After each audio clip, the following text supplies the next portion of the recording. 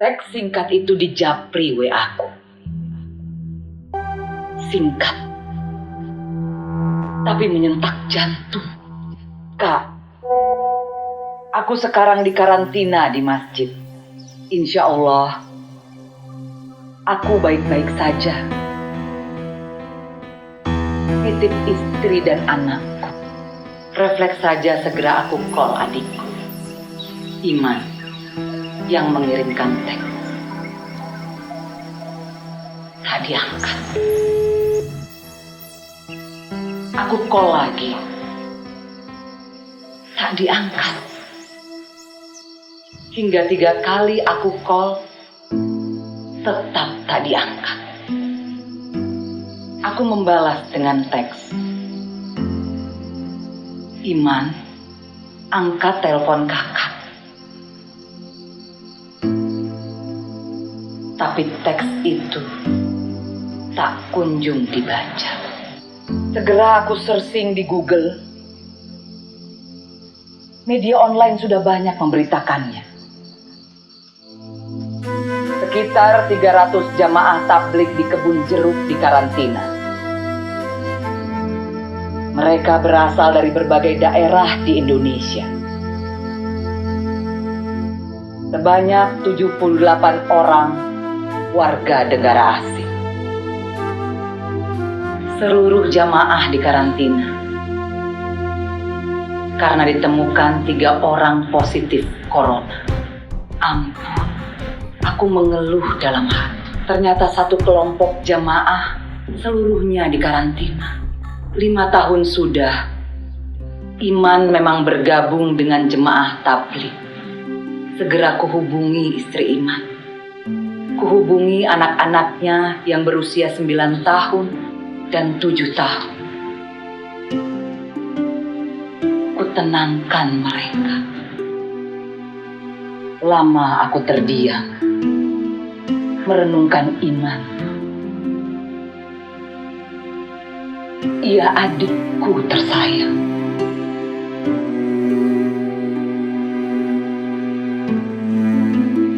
Kutatap lukisan yang ia buat 20 tahun yang lalu.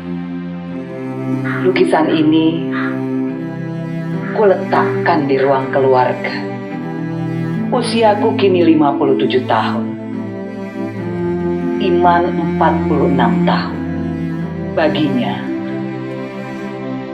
aku tak hanya kakak sulung, tapi juga pengganti ayah. Kami ditinggal ayah ketika usiaku 21 tahun.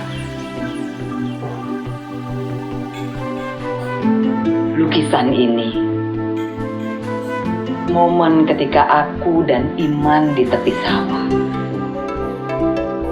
di kampung halamanku. Usia Iman 7 tahun, saat itu usiaku 18 tahun. Kakinya tergores luka, terkena batu dekat sawah. Dari sawah hingga ke rumah, jaraknya mungkin 500 meter.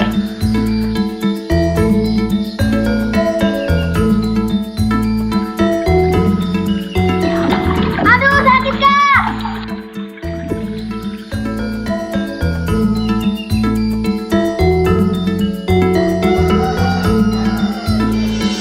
Sudahlah, Dek. Tidak usah menangis.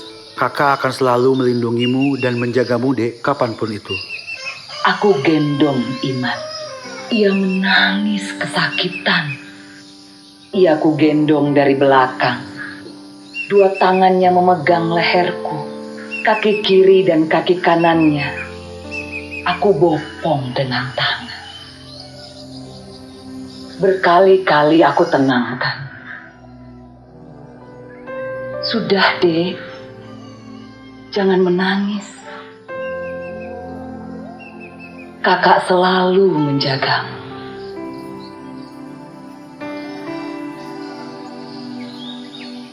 Momen itu ia lukis. Ia berikan ketika ia selesai wisuda. Iman tinggal bersamaku sejak aku menikah. Aku membiayai kuliahnya. Yang membuatku terharu. Di lukisan itu ia tulis, "My brother is always my superhero." Kak? Ya, Kak, ya.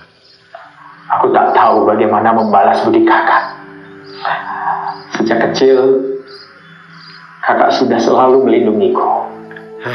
Dek, jangan kau buatkan hutang budi. Kau adikku. Nyawa pun akan kakak pertaruhkan demi menjagamu. Ini lukisan. Aku melukis sendiri, Kak. Ini kakak, ini aku. Tolong disimpan. Ya, akan kakak simpan di tempat yang tepat. Terima kasih. Iman menangis terharu. Iman memang sentimental. Ia mudah sedih, mudah haru.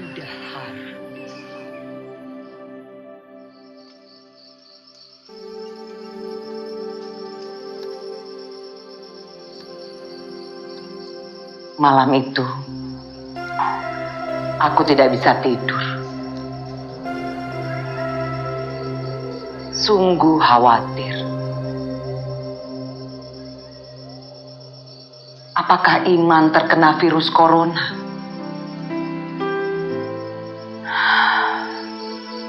Masalahnya, obat pemusnah virus itu belum ditemukan. Di dinding, jam menunjuk pukul 2 dini hari. Ku coba mengingat momen yang akhirnya membuat Iman bergabung dengan jamaah tablik 5 tahun lalu. Sejak kecil lalu selesai kuliah, hingga ia menikah dan punya anak. Iman bukan penganut agama yang taat. Sholat juga jarang sekali. Situasi berubah ketika istri pertamanya wafat. Kanker ganas merenggut nyawa. Bagi Iman, istri itu cinta hidupnya, mataharinya. Lia itu love of my life, Kak. Ujar Iman kepadaku. Hampir sebulan Iman berduka. Ia bahkan jarang ke kantor. Aku mendengar ia sering menghibur diri ke night club, minuman keras, mabuk, main perempuan nakal. Pernah 4 mata ia kuajak bicara. Iman, sampai kapan kau siksa dirimu? Lia sudah pergi. Apapun yang kau lakukan, Lia tak akan kembali. Hidup terus berlanjut, Dek. 2 anakmu masih kecil. Kau harus hijrah, Dek. Hidup begitu banyak kemungkinan. Cakrawala luas tak terbatas. Jangan kau biarkan burungmu terkurung di sangkar. Kau buka pintu. Terbanglah tinggi. Mumpung kau masih muda. Di meja makan ini, di rumahku ini, Iman menelungkup. Ia menangis sesegukan. 6 bulan kemudian, Iman datang lagi menemuiku. Ini sungguh Iman yang berbeda. Janggutnya panjang. Ia memakai baju Afghanistan berwarna putih. Celananya cungkring. Tak lupa pakai peci putih. Ia bawa kayu siwa untuk membersihkan gigi. Satu titik di keningnya agak hitam. Sepertinya ia sangat sering sholat yang membuat satu titik keningnya menghitam. Aku kaget. Iman, apa yang terjadi? Tak hanya penampilan fisik Iman yang berbeda. Wajahnya pun cerah, penuh keyakinan diri. Singkat jawabnya. Aku hijrah, Kak. Aku ikut jamaah tabligh. Hah? Bagaimana duduk perkaranya? Hijrahmu jauh sekali, Man. Dari satu ujung ke ujung lainnya. Ya, aku merasa temanku itu dikirim Tuhan untuk menyelamatkan aku. Kenapa kamu tidak cerita dari dulu? Aku ini kakakmu. Aku juga pengganti bapakmu. Ya, sebenarnya mau cerita, Kak. Tapi aku mau cerita nunggu saya merasa nyaman di tempat baru ini. Dan sekarang aku sudah merasa nyaman. Dan aku akan cerita. Melihat Iman saat itu, perasaanku bercampur. Aku senang karena ia tampak kuat dan bahagia. Tapi aku juga khawatir. Apakah jalan jemaah tabligh ini memang pilihan sejati hidupnya? Aku tahu persis. Sejak kecil hingga kematian istrinya, Iman ini hatinya sekuler, liberal. Iman pun cerita tentang hidup barunya di jemaah tabligh. Ia mengutip hadis yang menyatakan perlu mengembangkan gaya hidup seperti Rasul. Itu yang membedakannya dengan komunitas lain. Dalam setahun, ujar Iman, sekitar 40 hari ia cuti dari kantor dan keluarga untuk berdakwah keliling. Pusat jemaah tabligh ini di India. Anggota jemaah ada di 220 negara. Total jumlah anggota sedunia sekitar 140 juta.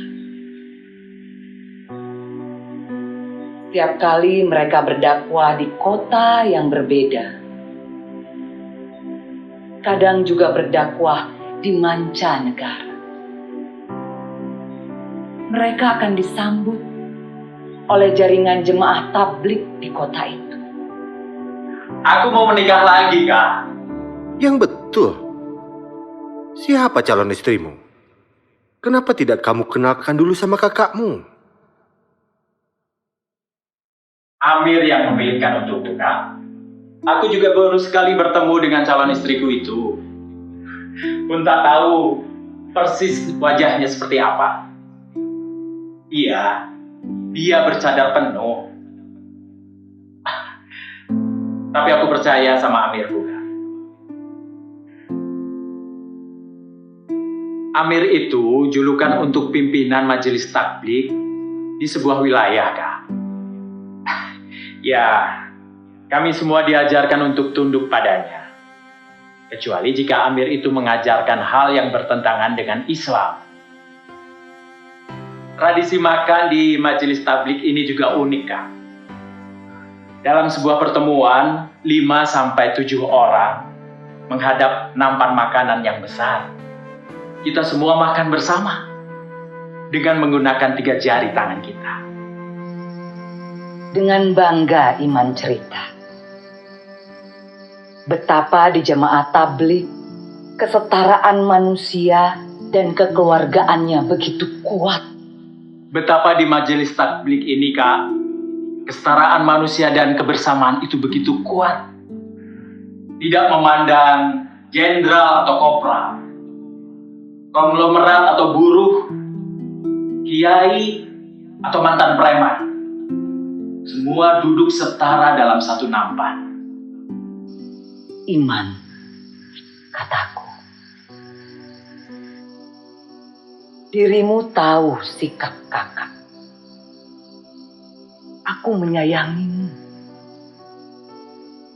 Tapi hidupmu adalah milikmu. Kau pilih saja hidup yang memang sesuai dengan jiwa. Tapi satu pesan kakak, jangan hilangkan pikiran kritismu. Hidup itu seperti pelangi, penuh warna-warni. Camkan itu, ya.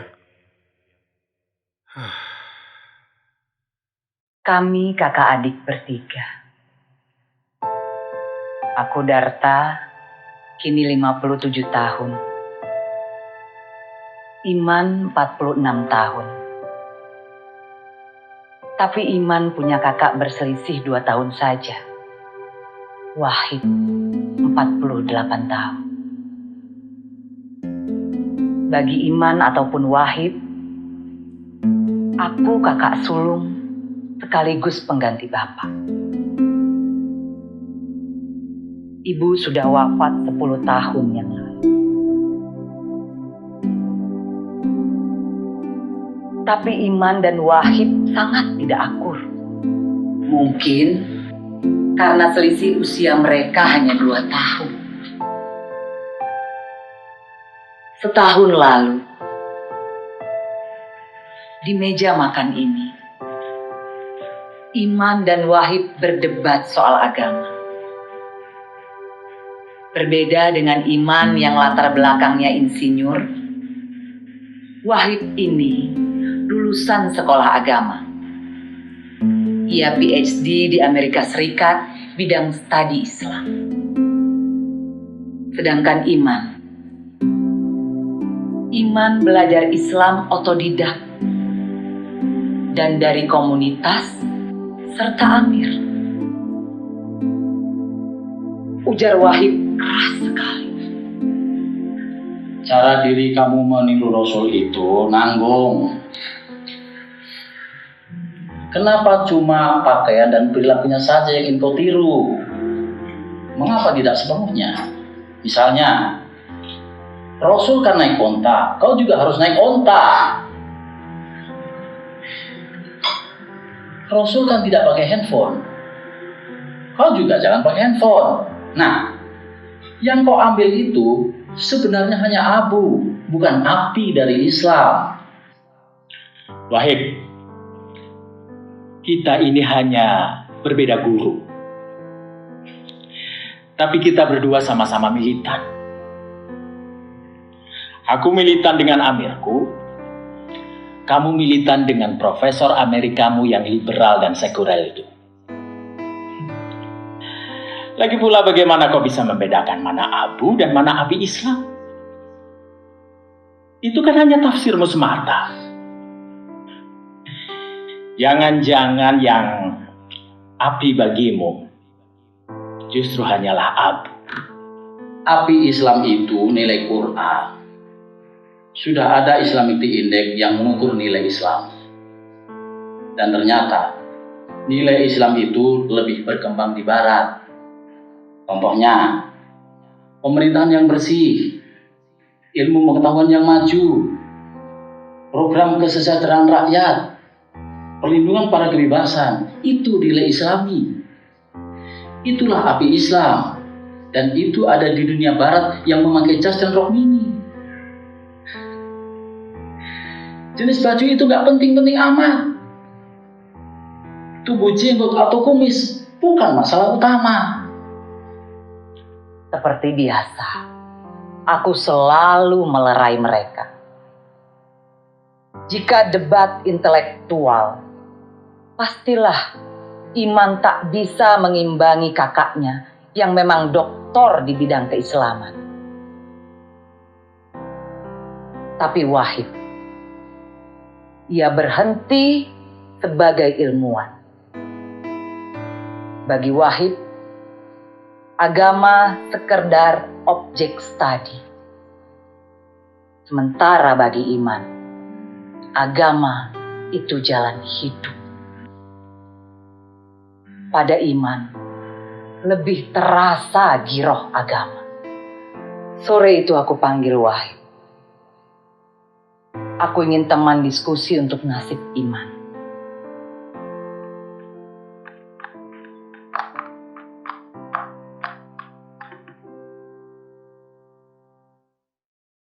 Wahib, tunggu dulu.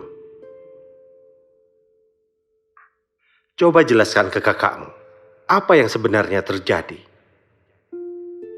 Oh, begini Kak. Jamaah tabligh itu menjadi medium virus corona di banyak negara, Kak.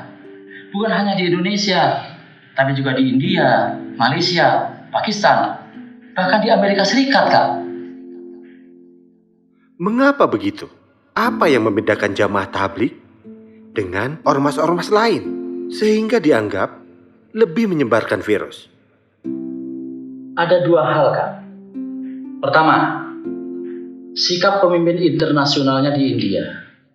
Ia tetap mengajak jemaahnya di seluruh dunia untuk berkumpul di masjid. Jika kita mati karena virus di masjid, maka masjid adalah tempat yang paling baik untuk mati.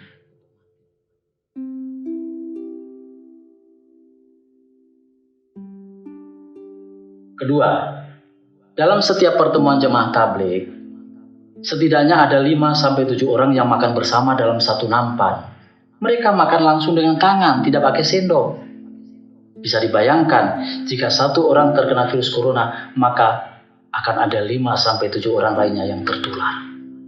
Waduh. Media online memberitakan sebagian jamaah tabligh sudah dipindahkan ke Wisma Atlet, tempat khusus isolasi. Masjid di Kebun Jeruk ketat dijaga polisi dan tentara. Anggota jamaah tabligh yang terkena virus terus meningkat. Awalnya hanya 3 orang, bertambah menjadi 39 orang, lalu 74 orang. Handphone Iman masih tak bisa dikontak. Kembali kulihat lukisan itu. My brother is always my superhero. Iman adikku sayang. Di hadapan virus corona, kakakmu tak bisa menjadi superhero. Kakak tak berdaya. Malam semakin gelap. Hatiku lebih